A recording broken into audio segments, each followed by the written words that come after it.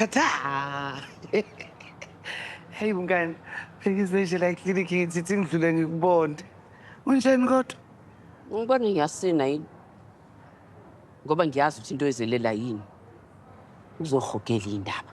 Khona uzohamba uyokhuluma nabangani bakho, oMashabalala noMagumede, nigigitheke. Khathazile. Uxolo. Hlala phansi. Hayi. Mngani wami, ngiyazi ukuthi kunzima kodwa awume kancane. Yekela ukusifakela ingcindezi kuyinto engahlangene nawe. UShobana kasesiwumfana.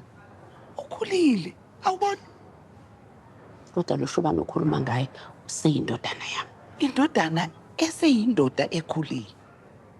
Eseyikwazi ukuzithathela iy'nqumo, mngani wami. Kodwa nawe yazi ukuthi uma uwumama awuyeki ukuba umama ngoba nake ingane yakho isikhulile. Ngiyavuma. Kodwa kunomehluko phakathi komama othanda ingane yakhe novikela ingane yakhe kwimiphumela yey'nqumo ezenzile. Uyayibona? Uma uzolokhu umfakela uShobana ngaphansi kwekhwapha lakho mngani wami, ngeke aze akhule.